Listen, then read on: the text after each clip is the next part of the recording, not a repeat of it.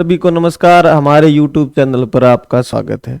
तो मैं बीमार हो गया था और थोड़ी व्यस्तता के कारण 2-3 दिन में वीडियो नहीं डाल पाया, लेकिन अभी मैं आपके सामने हूँ।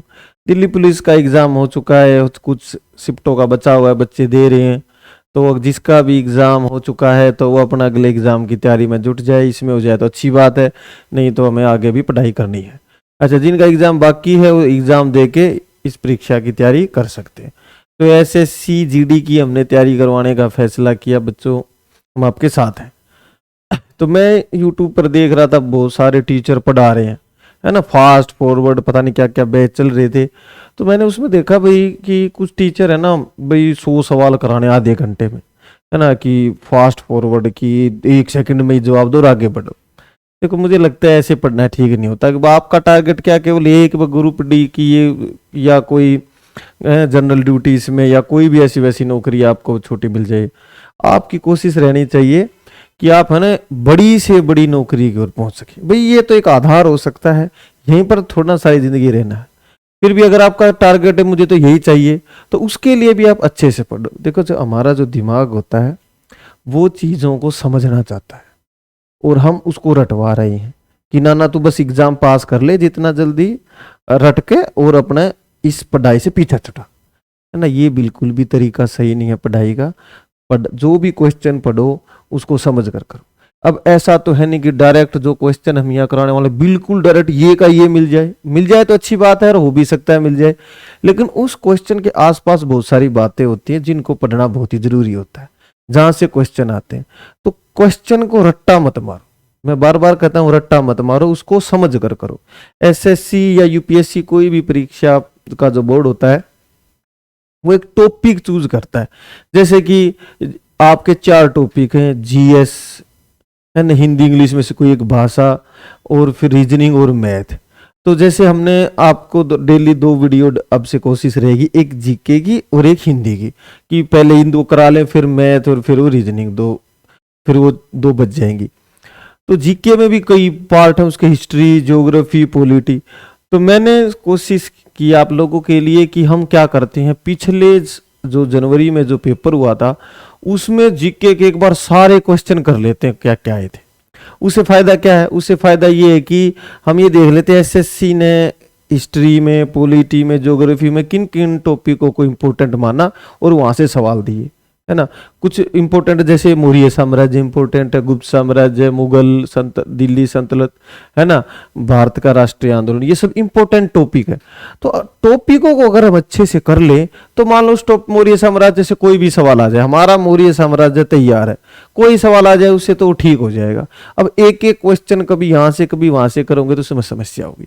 तो आप केवल हमारी वीडियो देखें, तो वीडियो देखते हुए क्या करें, सबसे पहले तो कॉपी पेन लेके तैयार बैठे, तो जो क्वेश्चन बोला उसको लिख ले, वीडियो को पॉज कर दें बीच में, दोबारा से उसको प्ले करके अच्छे से देखें।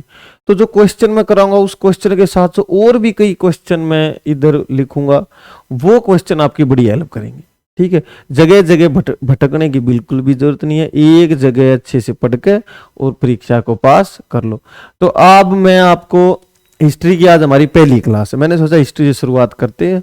हिस्ट्री की पहली क्लास है, तो पिछले साल के या जो जनवरी में अभी पेपर हुआ था उसके सारे क्वेश्चन कर लेते हैं, और भी सालों के हम सारे क्वेश्चन करेंगे। तो हमारा हमारा ध्यान है, हमारा जो उद्देश्य रहेगा कि हम टॉपिक को अच्छे से कर लें।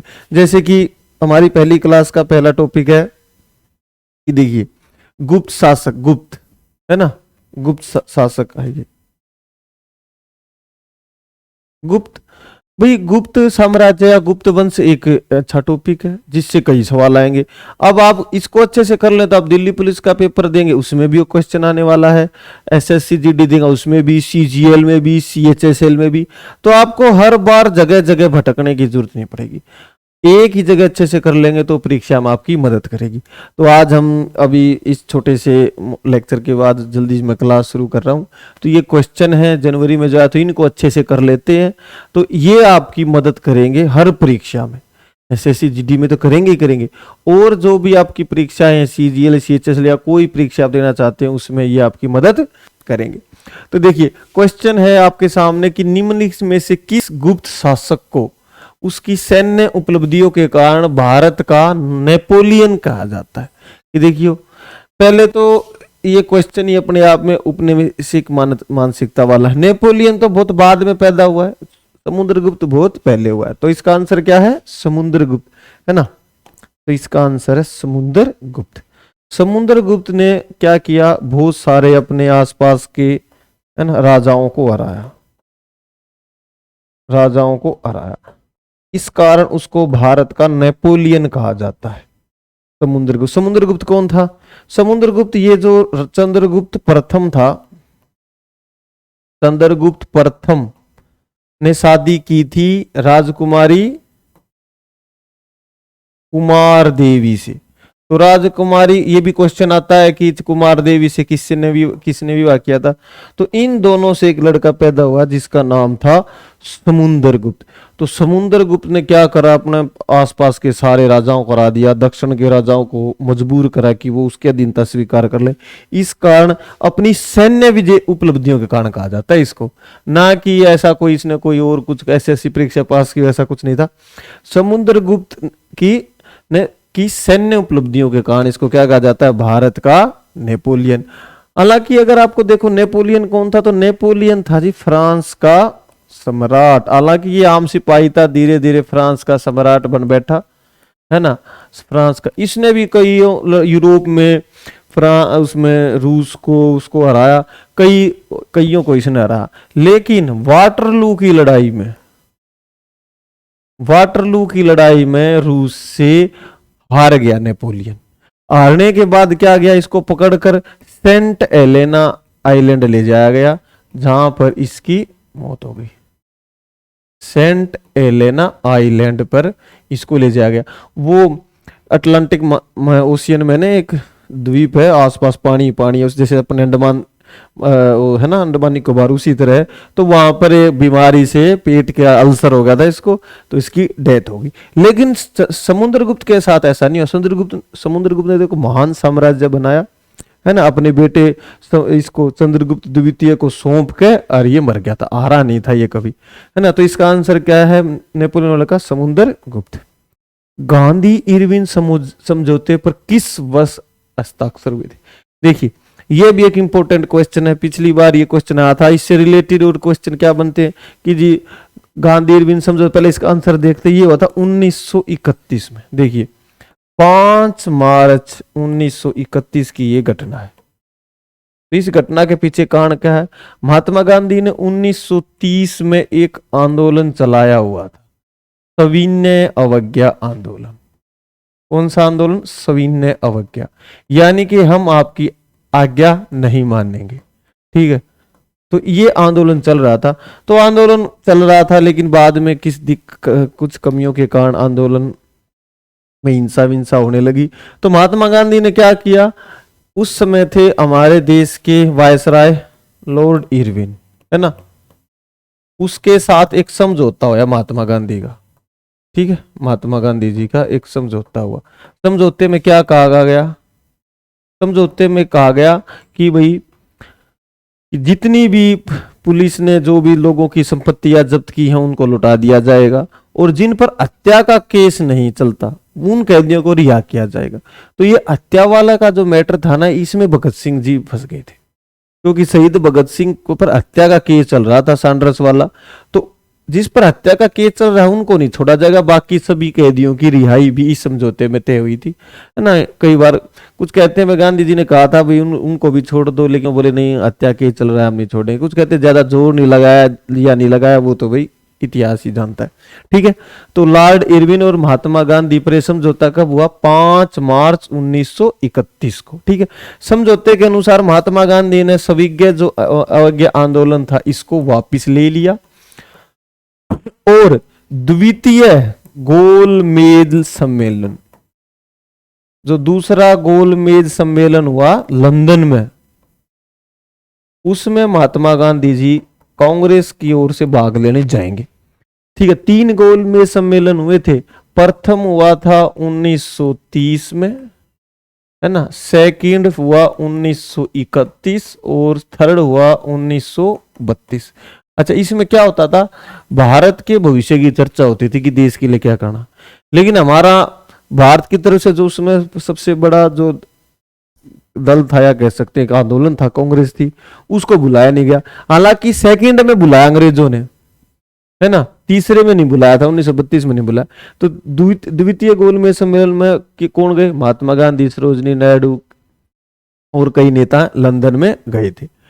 ठीक है, तो तीसरे में बुलाया नहीं, तो केवल एक बार महात्मा गांधी जी ने भाग लिया था, द्वितीय में। ठीक है, इसके अलावा डॉक्टर भीमराव अंबेडकर,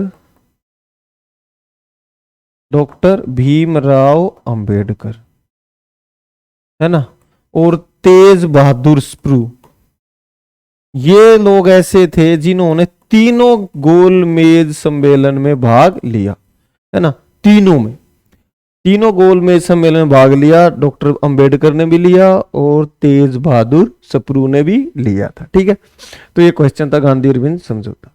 निम्नलिखित में से कौन सा खेड़ा के किसान आंदोलन की प्रमुख मांग थी? देखो, खेड़ा एक सत्याग्रह आ गया, कितने सारे क्वेश्चन बनते हैं इससे, तो देखते हैं खेड़ा की मुख्य मांग क्या थी। संकर बीज उपलब्ध कराया जाए नहीं, निःशुल्क सिंचाई नहीं, बागान प्रणाली नहीं, राजस्व वसूली में ढील। ठीक है, ये आंसर है भाई, राजस्व वसूली में ढील दी जाए। देखिए, खेड़ा सत्याग्रह क्या है, ये खेड़ा सत्याग्रह, बट प्रॉब्लम क्या थी? देखिए, अंग्रेजों का तो एक ही काम था, किसी तरह देश को ज्यादा से ज्यादा लूटा जाए। तो खेड़ा एक जगह उस समय बॉम्बे प्रेसिडेंसी में थी, आज ये गुजरात में है। आज ये कहां है? गुजरात में। तो क्या हुआ, उस समय एक समस्या हुई, फर्स्ट वर्ल्ड वॉर चल रहा था, प्रथम विश्व युद्ध। प्रथम विश्व युद्ध के कारण क्या हुआ, है ना, 1918 की घटना है ये, इसमें लिख नहीं रखा है ना, 1918 में हुआ था ये। तो प्रथम विश्व युद्ध के कारण क्या है, महंगाई बहुत ज्यादा हो गई, है ना, महंगाई बहुत ज्यादा होगी। ऊपर से अंग्रेज लड़ रहे थे प्रथम विश्व युद्ध में, तो उन्हें और ज्यादा धन चाहिए था, तो उन्होंने क्या किया, बोला भाई ज्यादा लगान दो किसान। अब किसान कहां दे, महंगाई इतनी हो रही है, ऊपर से देश में पड़ गया अकाल, है ना, अकाल पड़ा हुआ था, और फैल गया प्लेग, तो इतनी सारी जब मुसीबतें आई हुई हैं, और इन्होंने क्या करा, जो राजस्व की दर थी, है ना, राजस्व की दर यानी कि लगान की, वो 23% बढ़ा दी। बताओ, 23% अंग्रेजों ने क्या करा, लगान की दर बढ़ा दी। जबकि किसान ये मांग कर रहे थे कि हमें ऐसा करो, छूट दो, और अंग्रेजों और अकाल पड़ा हुआ था। अंग्रेजी कानून जो उस समय था, वो उसकी एक अकाल संहिता बनाई थी अंग्रेजों ने, है ना, कि भाई किसानों को कुछ गड़बड़ हो, अकाल वगैरह पड़े तो मदद करे। तो अकाल संहिता क्या कहती है? अकाल संहिता कहती है, अगर आप अपनी फसल का औसत 25% भी नहीं पैदा कर पा रहे, तो इसका मतलब आप लगान में छूट के हकदार हो। ये अंग्रेजों का बनाया खुद का कानून कहता था, लेकिन वो कहते थे भाई आपको पूरा लगान देना पड़ेगा, मतलब अपने बनाए कानून भी अंग्रेज नहीं मानते थे। ठीक है, तो उस समय किसानों ने क्या करा, एक स्थानीय नेता था पांडे जी, है ना, तो उन्होंने किसानों को एकत्रित कराया। महात्मा गांधी जी चंपारण गए हुए थे, वो बॉम्बे जब लौटे तो उनको कहा गया भाई आप हमारी मदद करो। तो उस समय इसके नेता और थे गांधी जी के साथ जुड़े, जैसे वल्लभ भाई पटेल, है ना। तो इस आंदोलन में गांधी जी ने पहली बार, है ना, असहयोग सत्याग्रह व असहयोग का इस्तेमाल किया। गांधी जी ने कहा मत देना को, कसम खिलाई गई लोगों से कि बढ़ी हुई दरों से कोई भी लगान नहीं देगा। तो ये महात्मा गांधी ने सबको कसम दिलाई। खेड़ा सत्याग्रह में वल्लभ भाई पटेल और ये, है ना, अपने गांधी जी के साथ थे। ठीक है, तो ये सत्याग्रह कामयाब रहा, है ना। तो अंग्रेजों ने मांग माननी पड़ी, 23 की जगह ये कर दिया गया 6% कर दिया गया, दर घटा दी गई, और किसानों को कहा गया, और अंग्रेजों ने अधिकारियों को आदेश दिया भाई कि जमीन की कुर्की मत करो, भाई जो दे सकता है उससे लगान लो, बाकी से मत लो। ठीक है, तो खेड़ा सत्याग्रह सफल रहा।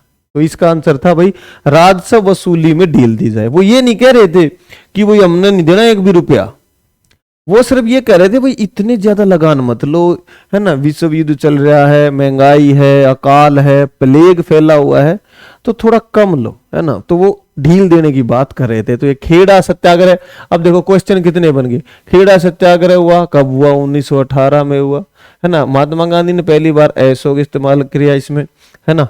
तो ये सारे क्वेश्चन इसमें बनते थे। देखो हवेसांग के अनुसार नालंदा बौद्ध मठ के नए प्रवेशकों से कठिन प्रश्न पूछते थे जिनका उत्तर देना बहुत कठिन होता था। देखिए क्या हुआ, चीन में बौद्ध धर्म बहुत फेमस हो रहा था। तो बौद्ध धर्म जब फेमस हो रहा था तो बहुत सारे लोगों ने वहां सोचा भाई ये जो बौद्ध धर्म है भारत से आया है, तो क्यों ना भारत चलते हैं और ज्यादा ज्ञान लेके आएंगे। तो वैसा ही एक यात्री आया था, हमेन सांग। क्या नाम था? हमेन सांग। ये अपने हिमालय को पार करके भारत पहुंचा।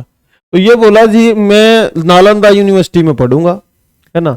कहाँ पढ़ूंगा? नालंदा में।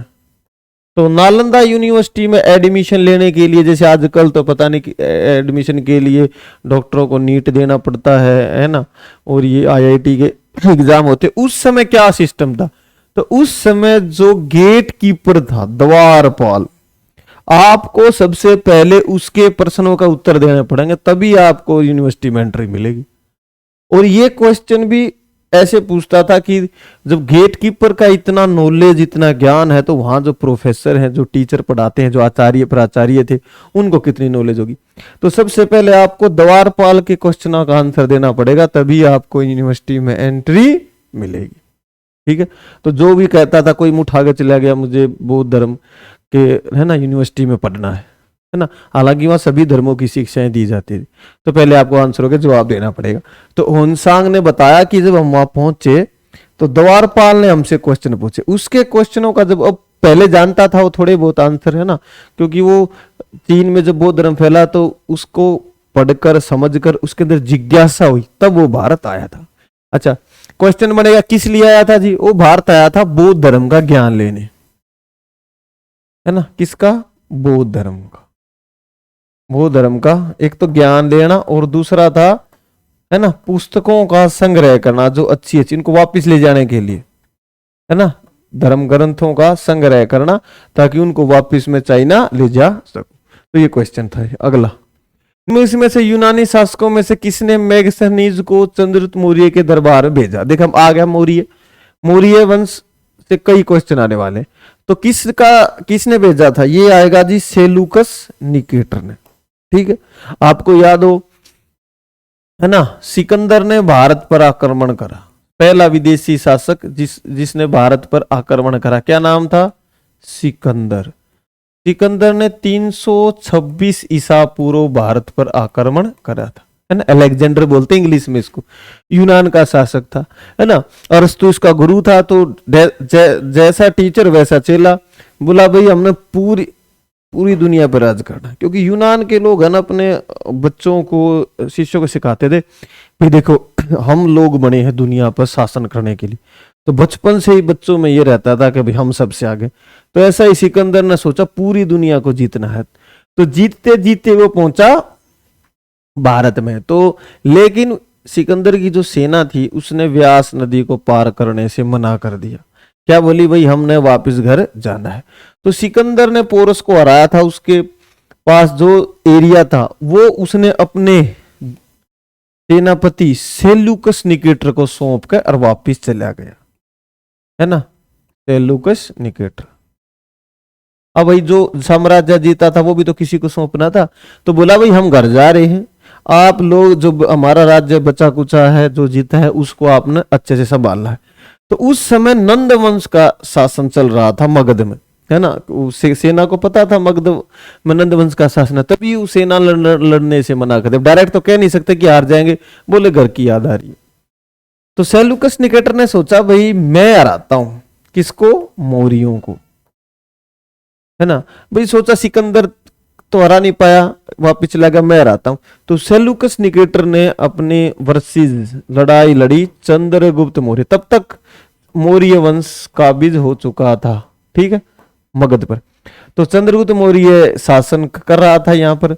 तो सेल्यूकस निकेटर ने सोची भाई चलो हम मगध को जीत लेते हैं, लेकिन चंद्रगुप्त मौर्य ने सेल्यूकस निकेटर को हरा दिया, है ना। फिर ये बोला हमसे गलती हो गया है, हमका माफी दे दो। तो चंद्रगुप्त मौर्य ने कहा कि भाई माफी तो दे देंगे, लेकिन आइंदे से कोई फालतू की बकवास नहीं चाहिए। तो सेल्यूकस निकेटर ने क्या करा, अपनी बेटी की शादी चंद्रगुप्त कार्नेलिया, इसकी लड़की का नाम था कार्नेलिया, की शादी किससे कर दी, चंद्रगुप्त मौर्य से। और दहेज में हमें क्या क्या मिला, देखो कंधार मिल गया, है ना, हेरात, मकरान, ये उस समय जो अफगानिस्तान में है आजकल, ये सारी चीजें चंद्रगुप्त मौर्य को दहेज में मिली। और दहेज में एक और चीज मिली, ये मैगस्थनीज मिला भाई।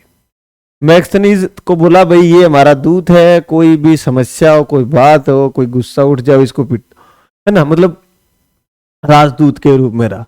तो मैगस्थनीज चंद्रगुप्त के दरबार में रहता था। किसका दूत हुआ ये, सेल्यूकस निकेटर का। तो ये सारी बात थी। तो जब ये भारत में आया तो इसने सब देखा, तो इन्होंने जो जो देखा तो एक पुस्तक लिखी इंडिका। हालांकि ये पुस्तक हमें आज नहीं मिलती, बल्कि इसके विवरण मिलते। इंडिका पुस्तक में इसने बहुत सारी चीजों के बारे में बताया कि ऐसे मौर्य जब निकलता है तो लोग बड़े खुश होते हैं कि राजा हमसे मिलने आ रहा है।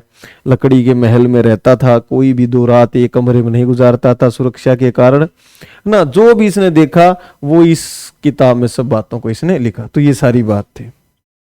देश की स्वतंत्रता से पहले भारत मुख्य रूप से किस उद्योग के लिए जाना जाता था।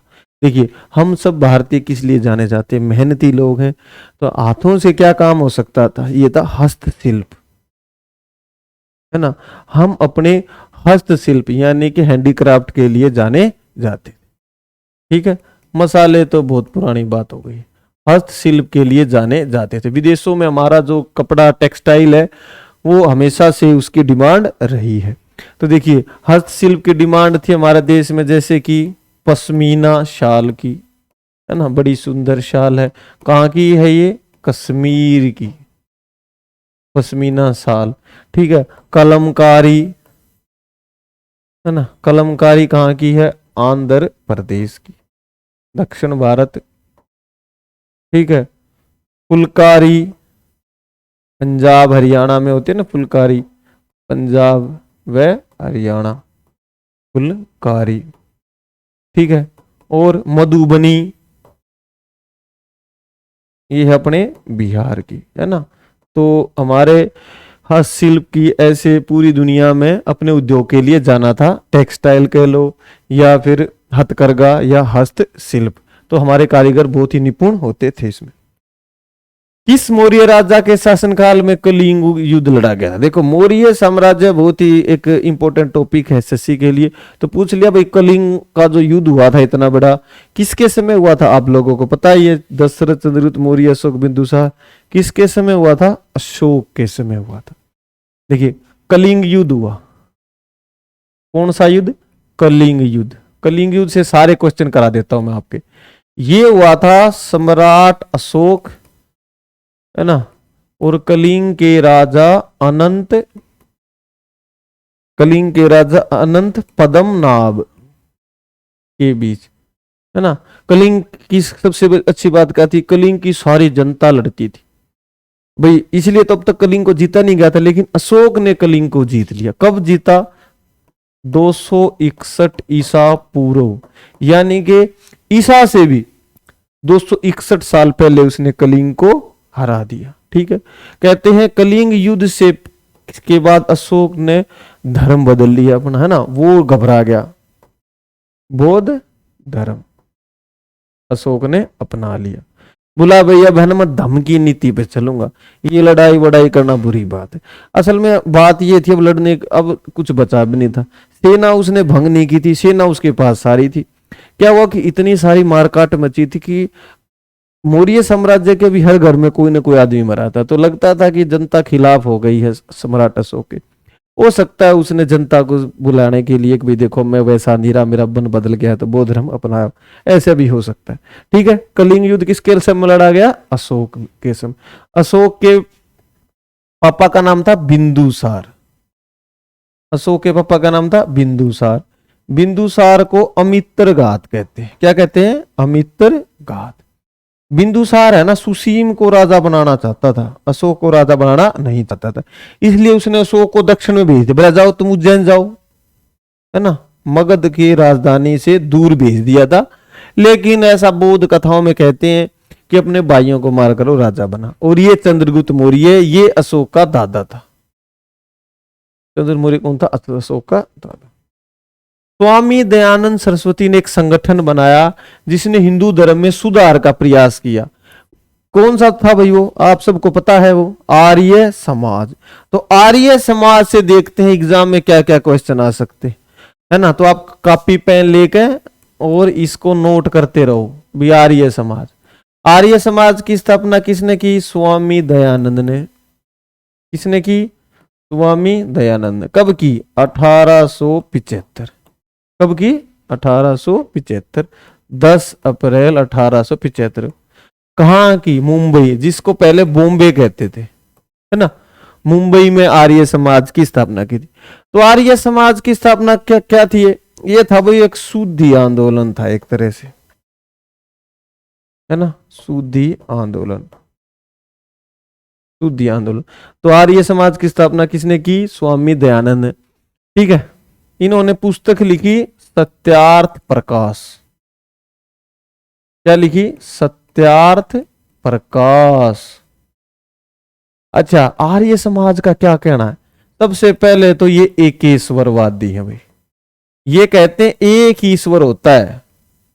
कितना ईश्वर होता है? एक। कुछ लोग कहते हैं कई ईश्वर होते हैं, है ना। हिंदू धर्म में खासकर मान्यता है कि भाई लोकल देवता भी अपने, फिर बड़े देव, मुख्य देवता, और फिर भगवान, है ना। तो कई भगवान हमारे मान्यता है, जो कि अच्छी बात है। एकेश्वरवादी है। फिर ये कहते हैं कि मूर्ति पूजा का विरोध करते हैं। ये मूर्ति पूजा का विरोध, जाति का भी विरोध करते हैं, जातिवाद का। और ऊपर से ये कहें वेदों के समर्थक है। किसके? वेदों के समर्थक है।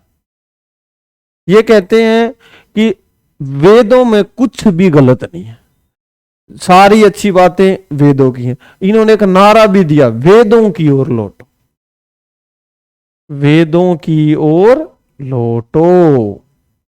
किसने कहा था? ये क्वेश्चन आता है एग्जाम में, वेदों की ओर लौटो, स्वामी दयानंद ने।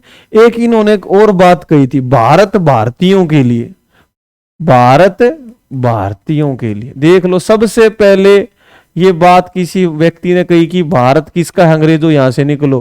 तो ये कहा था स्वामी दयानंद ने 1876 में। ठीक है, सबसे पहले कहा कि भारत केवल भारतीयों का है ना। किसी ने इससे पहले नहीं कहा था। अंग्रेज कहते थे अंग्रेज तो अच्छी इंग्लिश सिखा रहे, हमें नौकरी दे रहे, लेकिन स्वामी दयानंद ने कहा कि भारत किसका है? भारतीयों का है। तो ये सारे क्वेश्चन इससे आ सकते। लॉर्ड डलहौजी ने हड़प नीति के तहत किस वर्ष झांसी का विलय किया था? देखिए, जीएस के 20 सवाल आने वाले हैं, यहां मैं आज 40 करा रहा हूं। ठीक है, डबल, कोई ना कोई क्वेश्चन इसमें से पक्का आपका फंसेगा। ये कहता है, देखो हड़प नीति है, आपको पता है किसने की थी? पहला क्वेश्चन ये आता है, हड़प नीति किसकी थी? ये थी लॉर्ड डलहौजी ने शुरू की थी। हड़पो किसको? सब राज्यों को। झांसी को कब हड़पा? ये हड़पा जी 1854 में। ठीक है, देखो एक नीति थी हड़प नीति, हड़प नीति, यानी कि किसने शुरू की थी? ये लॉर्ड डलहौजी ने। किसने? लॉर्ड डलहौजी, है ना। इसी के नाम पर शहर भी है डलहौजी, हिमाचल में। तो इसने देखा भाई उस समय कुछ राजा लोग ऐसे थे जिन पुरुष बच्चे नहीं थे, यानी कि लड़का नहीं था।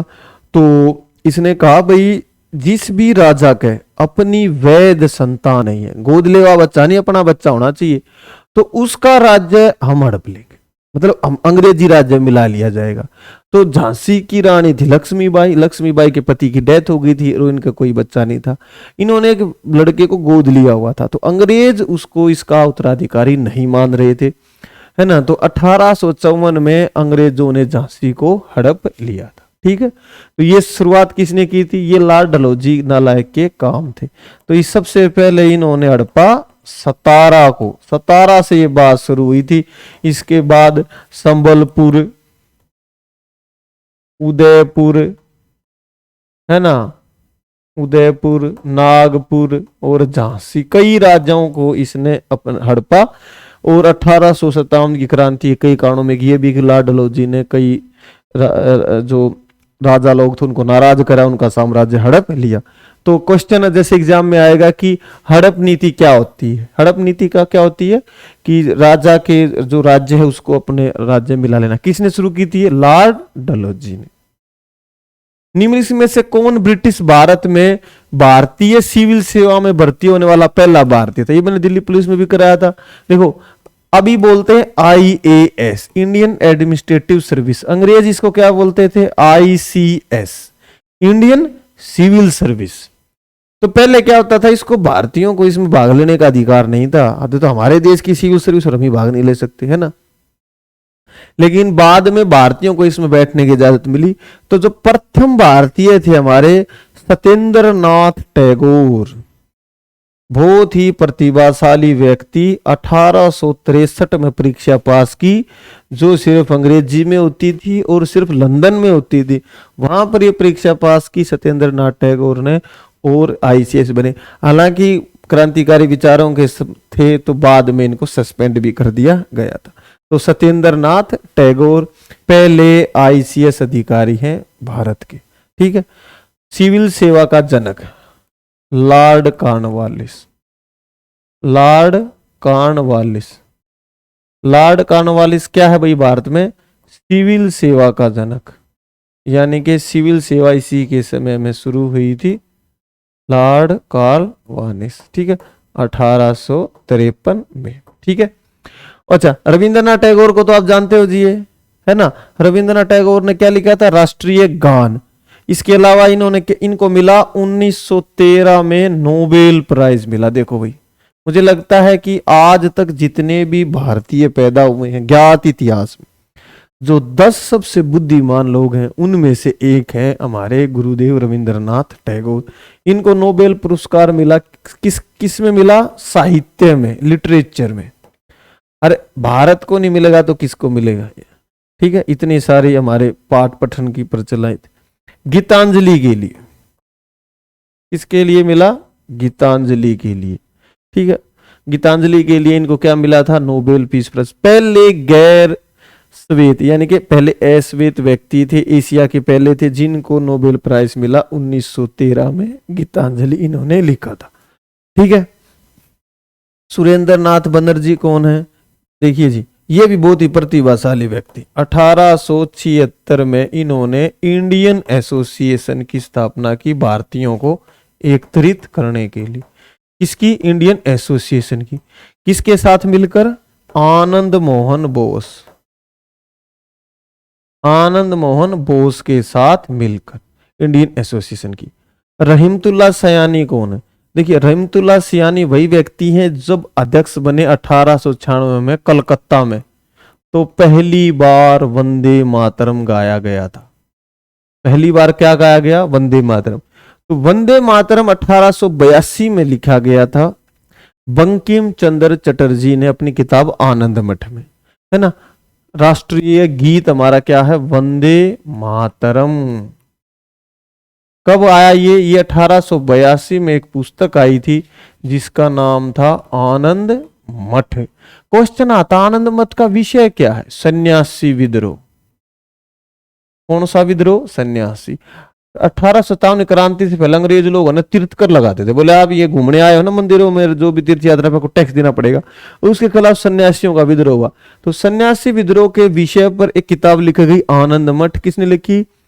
इसके बंकिम चंद्र चटर्जी ने। तो उस किताब में ये लाइनें थी जो आज हमारा राष्ट्रीय गीत है, सुजलाम सुफलाम वाला वंदे मातरम। तो ये पहली बार कांग्रेस से किस अधिवेशन में गाया गया? कलकत्ता में 1896 में वंदे मातरम। अध्यक्ष कौन थे? रहीमतुल्लाह एम सयानी। ठीक है। तो ये क्वेश्चन था, देख लो, ये इतने सारे क्वेश्चन इससे बन गए हैं। खलीफा की तत्कालीन शक्तियों की रक्षा के लिए बंबई में खिलाफत समिति का गठन किया गया था। ये कब किया गया था जी? मार्च 1919 में। देखिए, आप लोगों को पता है प्रथम विश्व युद्ध चल रहा था। कौन सा? प्रथम।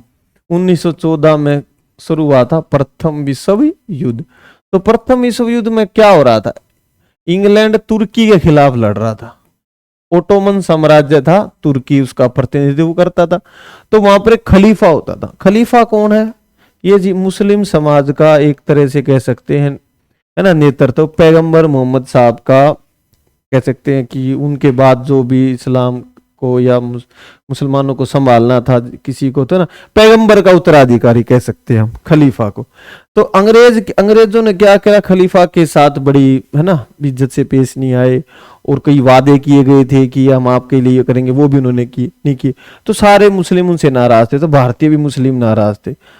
तो अली बंधुओं ने मिलकर मुंबई में एक समिति बनाई, खिलाफत समिति। ठीक है, खिलाफत समिति। दो भाई थे ये, मोहम्मद अली और शौकत अली। मोहम्मद अली और शौकत अली। गांधी जी ने इनका समर्थन लिया है, समर्थन किया। भाई गांधी जी ने सोचा भाई अच्छा मौका है, मुसलमान भी अगर अंग्रेजों के खिलाफ लड़ रहे हैं तो हमें उनकी मदद करनी चाहिए, क्योंकि फिर हम इनसे कहें भाई हमारा भी एक ही लक्ष्य है अंग्रेजों को भगाना, तुम्हारा भी एक ही लक्ष्य है, तो अगर हम इनकी मदद करें तो इनकी मदद हम ले भी सकते हैं। तो मार्च 1919 की बात है। ठीक है, महात्मा गांधी भी इसमें थे। फिर ऑल इंडिया जो खिलाफत समिति बनी उसके अध्यक्ष बने महात्मा गांधी। हालांकि जिन्ना ने विरोध किया था ये धार्मिक एक विषय, आप मत जाओ इसमें। हर्षवर्धन के दरबार में बहुत समय बिताया और उसने जो कुछ देखा उसका विस्तृत वर्णन किया। देखो, एक चीनी यात्री आया था हर्षवर्धन के समय। किसके? हर्षवर्धन। तो है से हर्षवर्धन, है से हवेनसांग। तो कौन आया? देखो कहां है हवेनसांग, ये आया हवेनसांग। किसके काल में आया? हर्षवर्धन। 630 ईस्वी की घटना है भैया। हवेनसांग भारत में आया था। किस लिए आया था ये आपको पता है? नालंदा, है ना, विश्वविद्यालय में पढ़ने के लिए भारत आया था। तो इसने भी जो देखा भारत में उसका वर्णन किया है ना। इसने हर्षवर्धन के समय का वर्णन किया। इसने बताया कि हर्षवर्धन, है ना, प्रयाग में एक धार्मिक सभा बुलाता है। प्रयागराज में एक धार्मिक सभा बुलाता था हर 5 साल में, और वहां पर दिल खोल कर दान देता था। कौन देता था? हर्षवर्धन। वहां पर, है ना, इस इंसान को मारने की कोशिश भी की गई थी, इसके तंबू वंबू में आग लगा दी गई थी, जो लेकिन कामयाब नहीं हो पाया वो षड्यंत्र। और हर्षवर्धन ने जो जिम्मेवार लोग होते हैं उनके खिलाफ सख्त कार्रवाई की गई, है ना। तो ये हर्षवर्धन के समय आया था हवेनसांग, नालंदा यूनिवर्सिटी। चूंकि मौर्य साम्राज्य, देखिए मौर्य साम्राज्य के ऊपर कई क्वेश्चन आ रहे हैं, हम सारे क्वेश्चन ज्यादा से ज्यादा क्वेश्चन करने की कोशिश करेंगे, आगे और आएंगे तो सारा हो ही जाएगा। मौर्य साम्राज्य बहुत बड़ा था, तो अलग अलग हिस्सों पर अलग अलग शासन किया जाता था, सही बात है। तो किसके आसपास इलाकों पर सम्राट का सीधा शासन था? तो ये क्या कह रहा है? ये आपका कह रहा है कि इतना बड़ा शासन था, मतलब साम्राज्य था, है ना, जिसमें आज का ईरान का कुछ हिस्सा, अफगानिस्तान, पाकिस्तान, बांग्लादेश, भारत पूरा, तो आज से तो कई गुना बड़ा भारत था। तो सम्राट का शासन सीधा किस पर था? केवल राजधानी पर, पाटलिपुत्र, पटना तक था। पाटलिपुत्र, उसके आसपास सीधा शासन था, बाकी के जगह उत्तराधिकारी राज्य करते थे। राजा के बेटों को गवर्नर बना दिया जाता था कि आप जाके राज करो, जैसे कि उज्जैन का गवर्नर कौन था? अशोक। ठीक है, तो पाटलिपुत्र, ये हमें बताया है मेगस्थनीज ने। मेगस्थनीज अपनी पुस्तक इंडिका में लिखता है कि भाई बहुत बड़ा साम्राज्य था, तो जो सम्राट था उसका सीधा नियंत्रण होता था राजधानी पाटलिपुत्र पर। किस पर? राजधानी पाटलिपुत्र। ये कहता है पाटलिपुत्र पर एक नगर परिषद के द्वारा राजा राज करता था। इस नगरीय परिषद में 30 सदस्य होते थे, जिन इनकी कमेटियां बनी होती थी, और वो सीधे राजा को रिपोर्ट करती थी। इस तरह पाटलिपुत्र का शासन संभाला जाता था सम्राट के द्वारा। ठीक है, ये क्वेश्चन आया था। कांग्रेस और मुस्लिम लीग ने लखनऊ समझौता कब किया? बहुत इंपॉर्टेंट है भाई, लखनऊ समझौता साल बता दो। 1916 में। देखिए लखनऊ समझौता कब हुआ? 1916 में। किस किस के बीच हुआ ये? कांग्रेस और अंग्रेजों के बीच नहीं, कांग्रेस और मुस्लिम लीग के बीच ये समझौता हुआ था। अच्छा ठीक है, कांग्रेस और मुस्लिम लीग के बीच क्या क्या क्या एक दूसरे को दिया? कांग्रेस बोली भाई हम आपकी पृथक, है ना, एक दूसरे को इन्होंने दिया क्या? कांग्रेस ने मुस्लिम लीग की प्रथम निर्वाचक मंडल की बात को मान लिया, है ना। प्रत्यक्ष निर्वाचक मंडल ये होता है कि अंग्रेजों ने ना देश में नफरत फैलाने के लिए हिंदू मुस्लिमों में एक सिस्टम लेके आए थे। वो बोले भाई जैसे कि मुसलमानों को प्रत्यक्ष निर्वाचक मंडल दे दिया, इसके अनुसार कोई भी जैसे सीट है एमपी एमएलए सीट पर लड़ेगा तो उसको उस एरिया के केवल मुसलमान ही वोट कर सकते हैं, सभी कैंडिडेट वोट नहीं कर सकते। आज हमारा सिस्टम क्या, मान लो कोई एससी एसटी सीट रिजर्व भी है तो उस पर उस एरिया के सभी लोग वोट दे सकते हैं। ये नहीं है कि कोई सीट एससी के लिए रिजर्व है तो उस पर केवल एससी जो लोग रहते हैं वही वोट दे सकते हैं। आज ऐसा सिस्टम नहीं है। हालांकि कांग्रेस ने सोचा भाई मुस्लिमों को भी आंदोलन में स्वतंत्रता आंदोलन में साथ लेना चाहिए, तो प्रत्यक्ष निर्वाचक मंडल की बात को मान लिया गया। तो और मुस्लिम लीग ने जो भारत का स्वतंत्रता आंदोलन चल रहा था अंग्रेजों के खिलाफ, उसमें शामिल हो गए भाई, बोल चलो भाई हम भी आपका साथ दे रहे हैं। तो ये एक दूसरे का इनका समझौता हुआ 1916 में।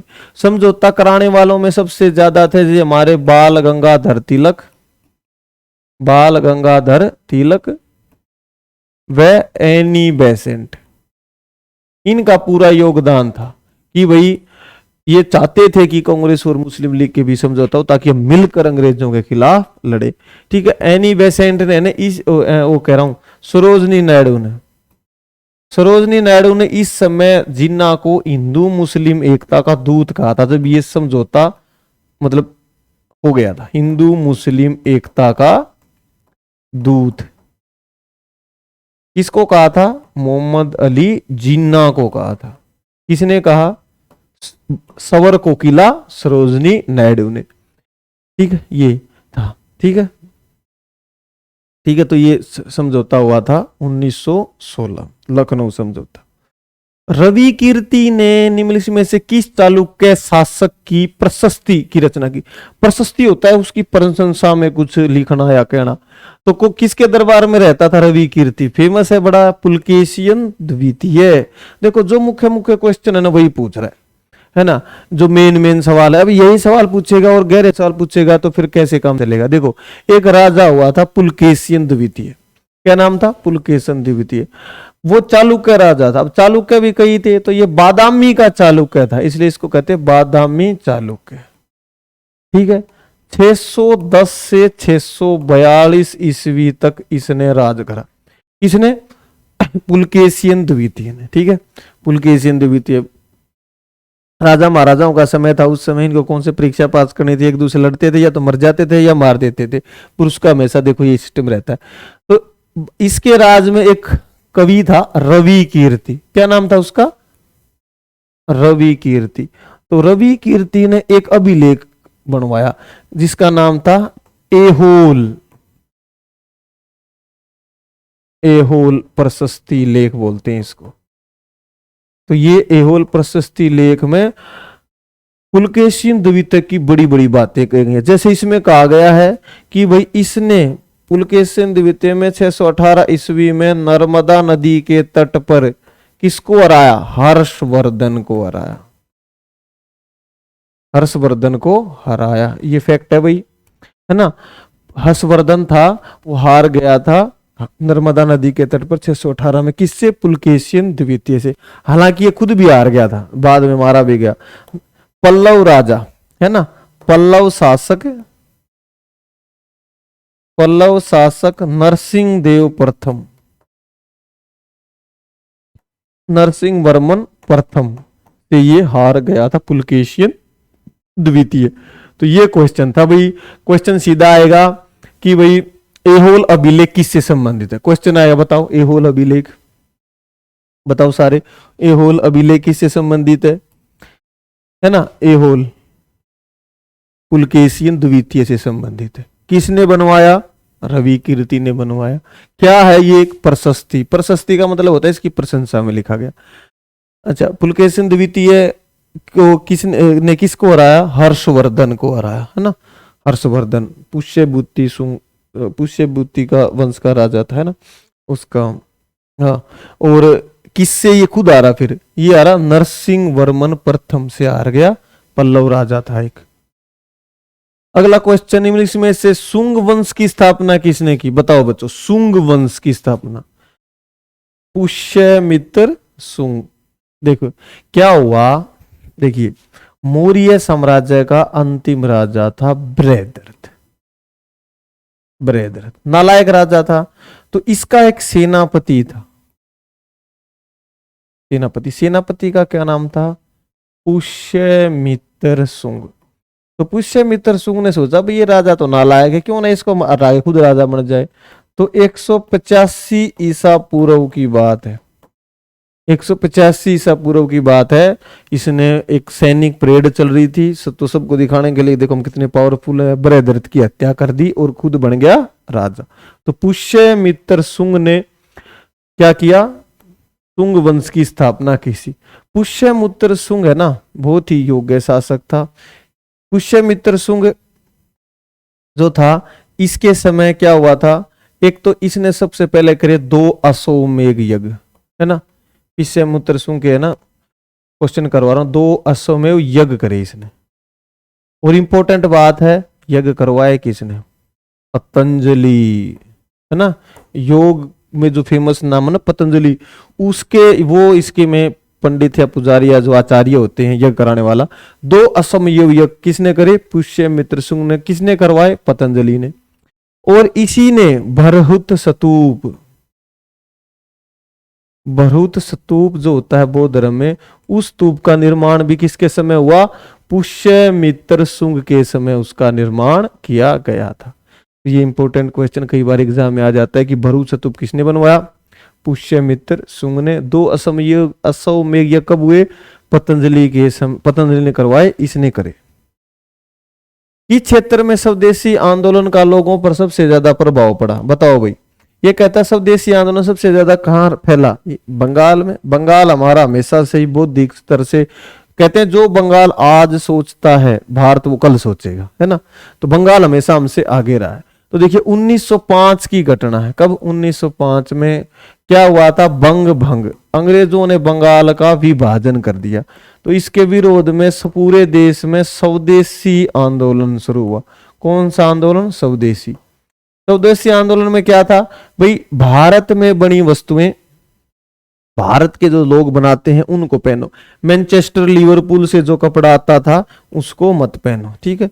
मैनचेस्टर या जो लिवरपूल है उससे जो कपड़ा या जो सामान आता था उसका यूज मत करो, ठीक है। तो ये स्वदेशी आंदोलन पूरे देश में स्वदेशी आंदोलन चला गया था। हालांकि इसका सबसे ज्यादा प्रभाव कहाँ रहा? बंगाल में, ठीक है, बंगाल में। इसके अंतर्गत क्या क्या गया? सबसे जो अच्छी लोगों को इसमें लोकप्रिय हुई थी कपड़ों की होली जलाना ना। लोग है ना अंग्रेजी कपड़ों को लेके आते थे और उनको जला देते थे, ठीक है। स्वदेशी आंदोलन मूवमेंट अच्छी चीज है, ये देश का पैसा देश में ही रही। मैक्सनीज के अनुसार देखो ये फिक्स है, मौर्य साम्राज्य के क्वेश्चन रिपीट करके वही आएंगे। चंद्रगुप्त के रक्षक शाही जुलूसों के दौरान सोने और चांदी से सजाए गए किस पर सवारी करते थे? ये करते थे जी हाथियों पर। देखिए मैक्सनीज ने एक पुस्तक लिखी थी इंडिका। क्या लिखी थी? इंडिका। इंडिका में इसने क्या किया? भारत का वर्णन किया है। ये क्या कहता है? ये कहता है कि जी जब शाही जुलूस निकलता था, शाही जुलूस बोले तो जब उस पे राजा बैठा होता था तो रक्षक हाथियों पे बैठे थे और महिला रक्षक होती थी उस पे, एक में हथियार लेके कोई गड़बड़ ना कर दे, और हाथियों पर वो चलते थे, है ना। और प्रशिक्षित तोते होते थे, वो राजा के ऐसे चारों तरफ घूमते रहते थे। तो पब्लिक कहती थी वाह वाह क्या बात है, राजा जी निकल रहे हैं, है ना। और राजधानिक विशेष अवसरों पर त्योहार या कोई धार्मिक प्रोग्राम होता था तब पब्लिकली लोगों के बीच जाता था, ठीक है। और ये कहता है कि एक बहुत ही बड़ा एक लकड़ी का महल था, किसका? चंद्रगुप्त मौर्य का, जिसमें वो रहता था। तो ये सारी बातें हमें मैक्सनीज ने बताई। मैक्सनीज ने ये बताया कि उस समय भारत में 7 जाति थी और भारत में दास प्रथा प्रचलित नहीं थी, ठीक है। मैक्सनीज कहता है कि भारत में 7 जातियां थी। इसने जो अनुमान लगाया ना, इसने आइडिया लगाया भाई अच्छा ये कारीगर एक जाति होगी, एक दूसरी ये जाति होगी, एक पढ़ने वालों की होगी। और इसने कहा कि उस समय कोई दास नहीं थे। देखिए दास क्या होता था? वेस्ट में दास और हमारे यहाँ अलग अलग उसकी परिभाषा थी। वहां पर तो पैसे लेकर खरीदा जाता था, खेती करवाई जाती थी। हमारे यहाँ जातिवाद का सिस्टम के कारण जरूरत नहीं पड़ती थी वैसी दास की, है ना। तो इसके अनुसार भारत में दास प्रथा नहीं थी, तो मैक्सनीज ने हमें बताया। ऋग्वेद में कितने सूक्तक हैं बताइए भाई, सूक्त कितने हैं? तो देखिए बड़ा ही शुभ अंक है 1028। तो देखिए ऋग्वेद दुनिया की प्रथम पुस्तक ऋग्वेद कहां लिखी गई? भारत में। तो ये हमारे लिए गर्व की बात है। तो ऋग्वेद में देखिए कितने मंडल हैं? 10 तो मंडल है। कितने सूक्तक हैं? 1028 सूक्त हैं। 10,462 ऋचाएं हैं। ठीक है, क्या है? ऋचाएं। 10 मंडल, 1028 सूक्तक, 10,462 है ऋचाएं। और जो ऋचाओं को गाता है, ये सारा है ना कविता के फॉर्म में है ऋग्वेद। जो ऋचाओं को गाता है उसको क्या कहते हैं? होत्र कहते हैं। क्या कहते हैं उसको? होत्र। जो गान करता है। ऋग्वेद में क्या है? ऐसे भगवान बारिश कर दो, धन धान्य दे दो, तो ये सारी बातें ऋग्वेद में लिखी हुई हैं। ऋग्वेद के जो तीसरा मंडल है, मंडल नंबर 3 में गायत्री मंत्र है।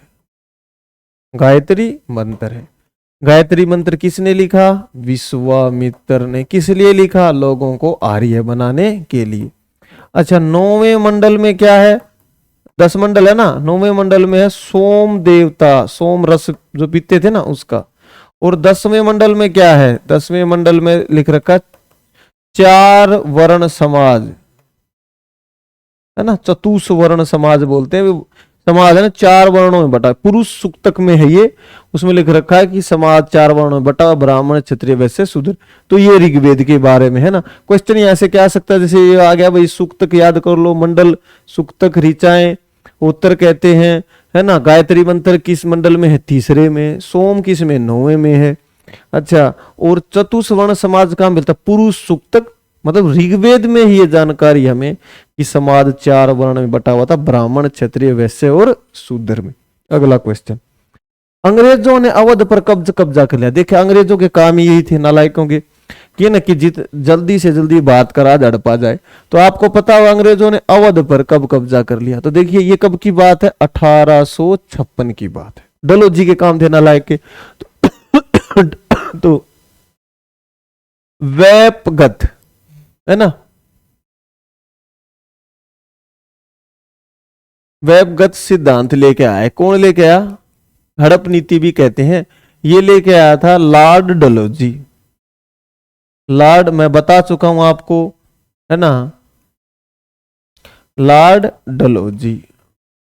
लॉर्ड डलहौजी ने देखा कि उसमें बहुत से राजाओं के, है ना, बच्चे नहीं थे, तो उसको हड़प लेता था। लेकिन अवध के लिए इसने बड़ी ही कुटिल चाल चली। अंग्रेजों ने बल्कि कहा कि ये गलत है, लेकिन हम इसको अंग्रेजी राज के लिए कर रहे हैं। तो अवध में अब बात आ गई भाई, अवध को कैसे हड़पा जाए, क्योंकि ना तो उस पर वो सिद्धांत लागू हो रहा था कि भाई इसके तो वारिस भी थे, है ना, तो इसको कैसे हड़पा जाए। तो अंग्रेजों ने अवध को हड़पने के लिए बहाना बनाया कुशासन का, जबकि अवध तो इनकी मदद कर रहा था। कुशासन का आरोप कि भाई आपका शासन अच्छा नहीं चल रहा। एक फर्जी रिपोर्ट तैयारी करी गई और अंग्रेजों ने वो दिखा के कि भाई आपका शासन कुशासन अच्छा नहीं। तो अवध की स्थापना की थी बुरहान उल मुल्क ने। ये भी क्वेश्चन आ सकता है, बुरहान उल मुल्क ने। बुरहान उल मुल्क, इसको सादत खान भी कहते हैं, सादत खान। ठीक है। हालांकि जिस समय शासन हड़पा उस समय वाजिद अली शाह, वाजिद अली शाह शतरंज के खिलाड़ी, है ना, प्रेमचंद की कहानी और सत्यजित की फिल्म, उसमें ये दिखाया गया है सीन कैसे वो हड़प रहे हैं। और जो हजरत महल बेगम थी, अवध की बेगमों के, यहाँ तक कि उनके जेवर भी ले लिए थे अंग्रेजों ने। इतने शर्म नहीं आई उनको कि औरतों के जेवर तक ले लिए कि भाई हमें ये चाहिए। अंग्रेजों के ये काम थे, इतने घटिया लोग, है ना, कि उन्होंने औरतों के जेवर तक नहीं छोड़े। तो वाजिद अली शाह नवाब थे उस समय, जब अवध पर कुशासन का आरोप लगाकर लॉर्ड डलहौजी ने अवध को अंग्रेजी राज्य में मिला लिया था। ठीक है, तो ये क्वेश्चन हो गया। संथाल नामक जनजातीय समूह ने कब बगावत की थी? देखिए, संथालों ने बगावत की थी 1855 में। अच्छा, संथाल कहाँ रहते हैं? संथाल रहते हैं जी आज के हमारे झारखंड में, संथाल परगना में। तो ये कब घटा है? तो ये क्या थे? परेशान थे एक तो विदेशियों से, अंग्रेजों से, है ना, और ये परेशान थे जमींदारों से, ये परेशान से ईस्ट इंडिया कंपनी से। तो इन्होंने इनके खिलाफ 1855 में क्या करा? विद्रोह कर दिया। बहुत बढ़िया काम करया। विद्रोह किस किस में करया? नेता कौन थे? सिद्धू और कान्हू। सिद्धू व कान्हू, सिद्धू व कान्हू। अच्छा, इनकी बहनें भी थी दो, फूलो व जानो, फूलो व जानो। तो ये सिद्धू और कान्हू याद रख लेना, ये मेन थे। इन्होंने अंग्रेजों के खिलाफ, जमींदारों के खिलाफ, और विदेशी का मतलब था जो दूसरे लोग जो घुसाए हैं हम इनके संस्कृति और कल्चर पर जो हमला कर रहे हैं, तो उन सब के खिलाफ एक विद्रोह करा जिसका नाम था संथाल विद्रोह। हालांकि ये अंग्रेजों ने इनकी बात फिर मान ली और संथाल परगना अलग से बना दिया था। कौन से खुदई खिदमतगारों के अहिंसक आंदोलन के संस्थापक थे? बहुत ही इंपॉर्टेंट क्वेश्चन है भाई। खुदई खिदमतगार, खुदई खिदमतगार किससे संबंधित है? ये थे बहुत ही मेहनती, प्रतिभाशाली और आजादी के नायकों में एक खान अब्दुल गफ्फार खान। ठीक है, इनको क्या कहा जाता है? इनको सीमांत गांधी कहते हैं। कौन सा गांधी? सीमांत गांधी। ठीक है, तो इन्होंने 1930 में, 1929-30 में एक संगठन बनाया जिसको कहते हैं लाल कुर्ती। लाल कुर्ती, लाल कुर्ता पहनते थे ये लोग, पहचानते थे उसे लोग इनको। लाल कुर्ती, लाल शर्ट, खुदई खिदमतगार, यानी कि खुदा के खिदमत करने वाले। तो इन्होंने की सबसे बड़ी खास बात क्या है कि इन्होंने जो पठान जनजाति है उसको अहिंसक तरीके से आंदोलन में शामिल करा। देख लो, अब लड़ाई नहीं करनी है अपने, अहिंसक तरीके से। खान अब्दुल गफ्फार खान, बहुत ही महान नेता। लोग इनको वहां के बच्चा खान या बादशाह खान कह के बुलाते, है ना, बादशाह खान। ये इकलौते ऐसे व्यक्ति हैं जो बाद में, क्योंकि पाकिस्तान में चला गया था इनका एरिया, तो पाकिस्तानी कहलाए, जिनको भारत रत्न मिला हुआ है ना, जिनको क्या मिला है? भारत रत्न।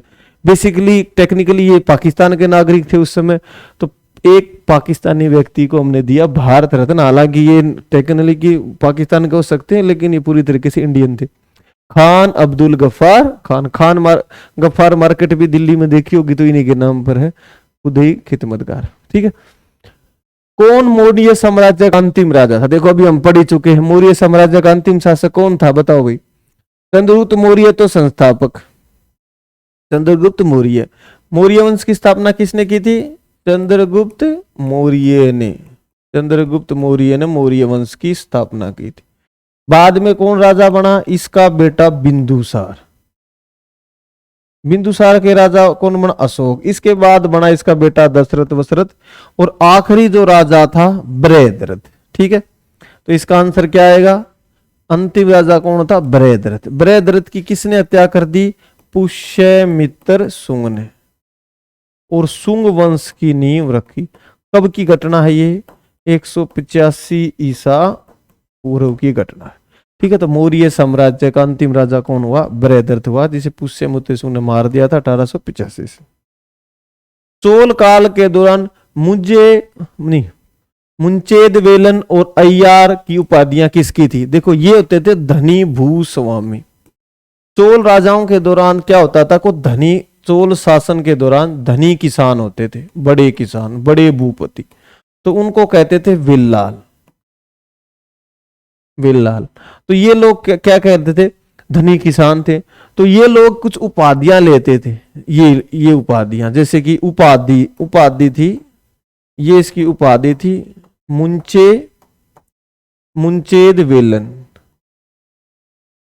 मुंचेद वेलन, इसका अर्थ था 3 राजाओं का सेवक। इसका 3 राजाओं का सेवक, 3 राजाओं का सेवक। तो ये धनी किसान होते थे जो उस समय, इनको विल्ला कहा जाता था। क्वेश्चन भी बहुत इंपॉर्टेंट आता था, विल्ला क्या होता है? धनी, विलाल मतलब धनी किसान। तो ये उपाधि थी पुंचेद वेलम और अरियार, यानी कि 3 राजाओं का जो सेवक है वो है पुंचेद वेलम। तो ये चोल काल की बात है। कौन से सुंग वंश है भैया? सुंग वंश का पहला शासक था, अभी मैं कई बार करा चुका हूं, पुष्य मित्र सुंग। देखो कई ऑप्शन है, परम मित्र सुंग, पशुपतिनाथ सुंग या परम समित्र सुंग। नहीं, पुष्य मित्र सुंग। कब बना ये राजा? 1885 ईसा पूर्व की घटना है। किसको मारकर? बृहद्रथ को, बृहद्रथ को हरा मारकर ये राजा बना था पुष्यमित्र सुंग ने। अशोक घोष जिसने बुद्ध चरित की रचना की, किसके दरबार में रहता था? ये रहता था जी कनिष्क के दरबार में। कनिष्क कौन था? देखिए, एक राजा था कनिष्क, है ना। किसका, कौन वंश का क्या नाम था? कुषाण वंश। इस धर्म को मानता था, बौद्ध धर्म को मानता था। ये एक चीनी जनजाति थी, जो भारत में आ गई थी, है ना। कनिष्क उसी चीनी जनजाति का वो था, वंशावली में आता है। अच्छा, कनिष्क ने जब हराया शकों को हराकर शक संवत चलाया, जो हमारा राष्ट्रीय कैलेंडर है। देख लो, हमारा जो राष्ट्रीय कैलेंडर है ना, राष्ट्रीय पंचांग, वो कनिष्क ने चलाया था। किसको हराया? जब शकों को हराया। तो इसी के दरबार में, है ना, बहुत से 9 रत्न रहते थे, है ना, जिसमें से एक था अशोक घोष। अशोक घोष ने क्या लिखा? इसने भगवान गौतम तथागत बुद्ध की जीवनी लिखी, जिसे कहते हैं बुद्ध चरित, है ना। पहले आता था ये 5वीं क्लास में लगता था, आजकल तो है ना फास्ट फॉरवर्ड जमाना हो गया है, लोगों को जरूरत नहीं रही, तो बुद्ध चरित लगा, ठीक है। तो और ये कनिष्क के समय ही कुंडलवन में चौथी बौद्ध संगति का आयोजन किया गया। कौन सी? चौथी। 4 हुई थी ना, चौथी बौद्ध संगति का आयोजन किसके काल में किया गया? कनिष्क के काल में, कुंडलवन में चौथी। वसुमित्र और अशोक घोष इसके हेड थे भाई, दोनों, अशोक घोष, ठीक है। इसके दरबार में, कनिष्क के दरबार, तो कनिष्क के दरबार में एक रहता था चरक, जो कि एक डॉक्टर था, ठीक है। अगला क्वेश्चन है, मध्य भारत में बस्तर विद्रोह कब हुआ था? ये हुआ था 1910 में। 1910 में एक विद्रोह हुआ था जिसका नाम है बस्तर विद्रोह, ठीक है। बस्तर विद्रोह, बस्तर विद्रोह। बस्तर कहाँ है? छत्तीसगढ़ में है, ठीक है। किसके खिलाफ हुआ था ये हुआ था, एक तो विदेशी प्लस जो जमींदार था, एक दीवान था यहाँ पर, ठीक है। दीवान था, उसका नाम था, बड़ा अत्याचारी दीवान था, बैजनाथ पांडा। बैजनाथ पांडा, उसके खिलाफ हुआ था ये। किसने कराया था? गुंडाधर एक नेता था, गुंडाधर, ठीक है। अच्छे से लिख लेता हूं, अच्छे से लिख देता हूं यहाँ पर, है ना। गुंडाधर एक नेता था, उसने ये किया था। अंग्रेजों द्वारा पारित किस अधिनियम ने भारतीयों को हथियार रखने की अनुमति नहीं दी? ये था जी आर्म्स एक्ट 1878। ये किसने किया था पास? लॉर्ड लीटन ने। लॉर्ड लीटन के समय यह प्रस्ताव था कि वे कोई भी भारतीय बिना लाइसेंस के बंदूक नहीं रख सकता, जबकि उस समय बहुत सारे भारतीय बंदूक रखते थे, क्योंकि वो लड़ाई झगड़े का डर रहता था। और सबसे बड़ी बात थी, क्योंकि उस समय जो किसान थे, संपन्न किसान, वो पशुओं से सुरक्षा के लिए गन रखते थे साथ में, है ना, खाली दिखाने के लिए कि कोई समस्या होगी तो हम भी रख रहे हैं साथ में बंदूक, इसलिए वो रखते थे। तो लेकिन अंग्रेजों ने कहा कि कोई भारतीय बिना लाइसेंस के बंदूक नहीं रखेगा। हालांकि ये कानून अंग्रेजों पर लागू नहीं होता था, अंग्रेज लोग बगैर लाइसेंस के बंदूक रख सकते थे। तो लॉर्ड लिटन ने ये प्रस्ताव पास करा था। इसी के समय एक घटना घटी, महारानी विक्टोरिया। कौन सी विक्टोरिया? महारानी विक्टोरिया। महारानी विक्टोरिया को भारत की सम्राज्ञी घोषित किया गया, यानी कि भारत की रानी। कावेरी डेल्टा में मुत्तैयार की सत्ता थी, वे पल्लव राजाओं के अधीन थे। कौन से पल्लव राजा थे? वो कांचीपुरम।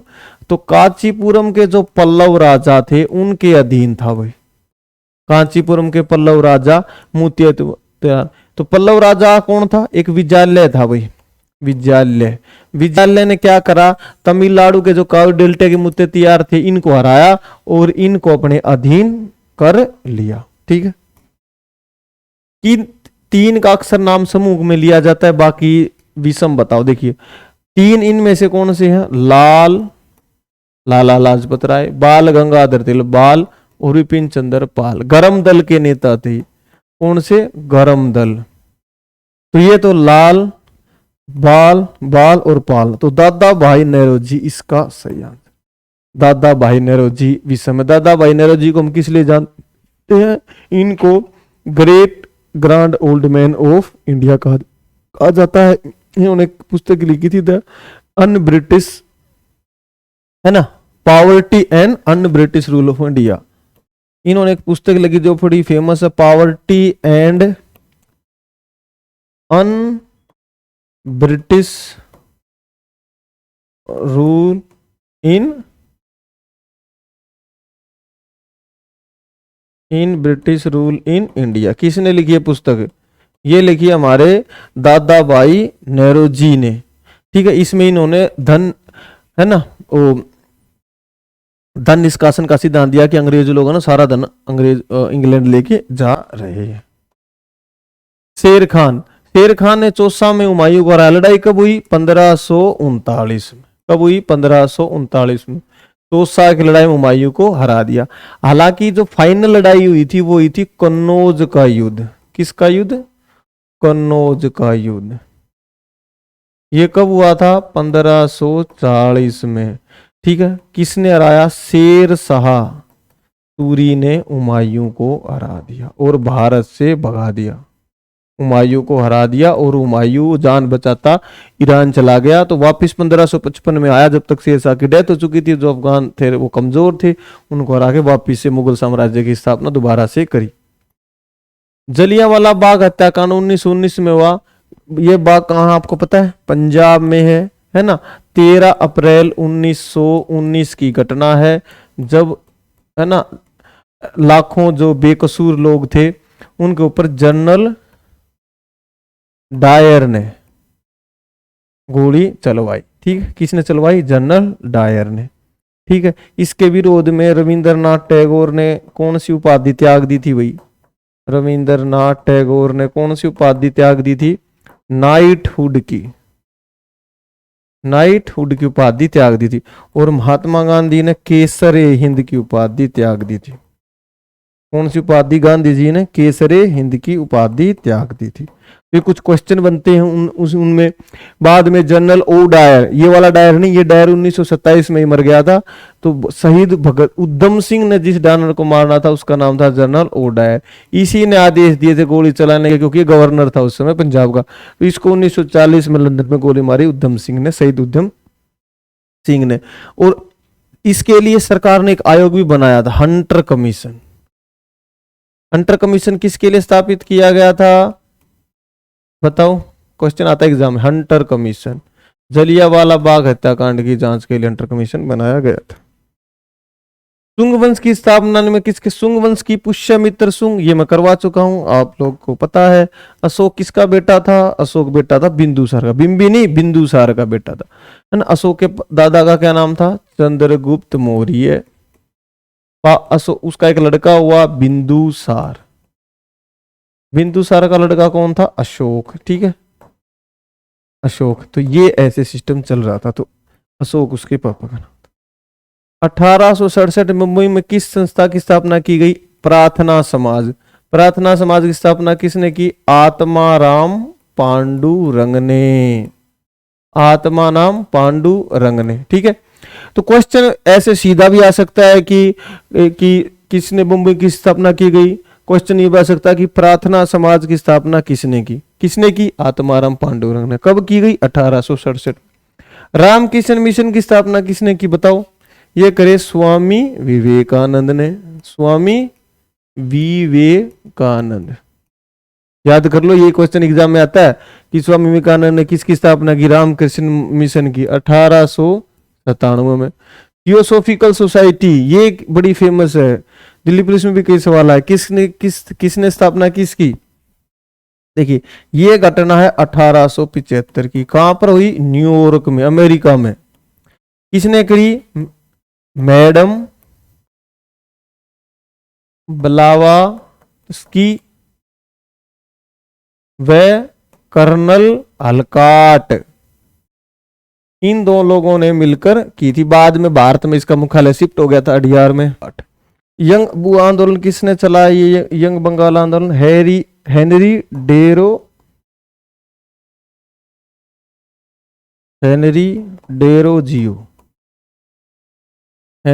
डेरो जियो ने ये चलाया था। ये एंग्लो इंडियन था, इसने आंदोलन चलाया था।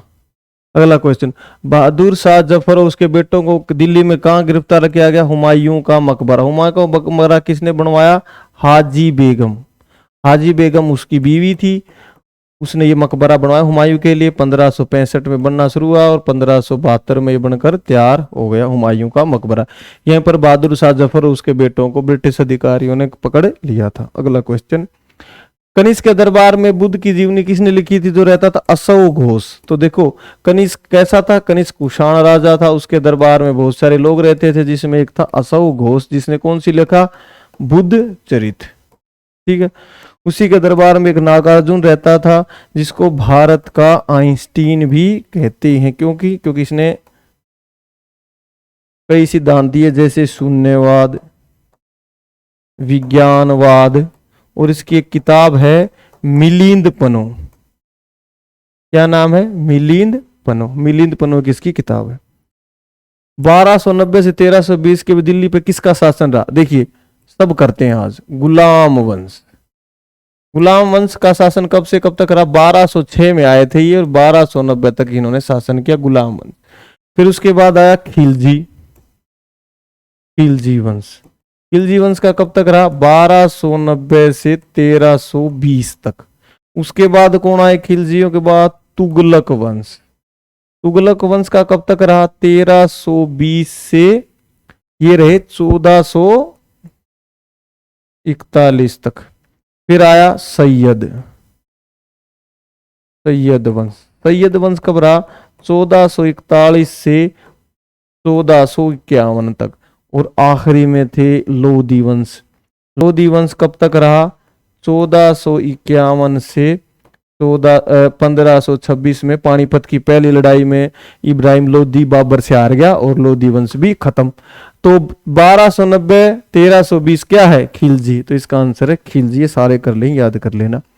पाटलिपुत्र से पहले राजधानी क्या थी मगध की? राजगृह थी। राजगृह थी, आपको याद होगा। राजगृह में अजात शत्रु राजा था, उसने प्रथम बौद्ध संगति, कौन सी संगति? प्रथम बौद्ध संगति यहां पर बुलाई थी। कहां पर बुलाई थी? राजगृह में। ठीक है। फिर ये पटना कैसे चल गए? तो अजात शत्रु का एक बेटा था उदयन, उसने इसकी हत्या भी की थी। उसने एक नया शहर बसाया, पाटलिपुत्र। अशोक के शासन में कौन सी एक प्रांतीय राजधानी थी? तो दोनों थी जी, उज्जैन और तक्षशिला। ये आंसर इसका डी, 1 और 2 दोनों। तो उज्जैन और तक्षशिला दोनों ही सम्राट अशोक के समय राजधानी थी। तो ये थे आज के हमारे 40 क्वेश्चन। 20 आने वाले हैं, मैंने हिस्ट्री के 40 करवा दिए। उनके साथ इतने सारे क्वेश्चन करवाए, इसलिए वीडियो थोड़ी लंबी हो गई है। तो ये सारे क्वेश्चन अच्छे से कर लेना। मैं हिस्ट्री के जितने भी सवाल थे आने वाली कक्षाओं में सारे करवा दूंगा। जो भी पिछले उसमें जनवरी में जो जीडी का पेपर हुआ था उसमें आए थे, ये सारे क्वेश्चन हम कर लेंगे। और इसके अलावा जो और पुराने पेपर थे वो सारे क्वेश्चन कर लेंगे। तो जितने भी इंपॉर्टेंट क्वेश्चन बनते हैं हम सब कर लेंगे। तो आपका जीएस का कोई सवाल गलत नहीं होगा। तो मेरी कोशिश रहेगी डेली की 2 वीडियो, एक जीएस की और हिंदी की आपके लेकर आऊं, ताकि 2 सब्जेक्ट तो आपके तैयार हो। बाकी सब्जेक्ट भी ये खत्म हो जाएंगे तो देख लेंगे। तो अगर आपको वीडियो अच्छी लगी तो कमेंट बॉक्स में कमेंट करें और लाइक करें, शेयर करें, सब्सक्राइब करें। और हमारा लेक्चर सुनने के लिए और देखने के लिए आप सभी का बहुत बहुत धन्यवाद। जय हिंद।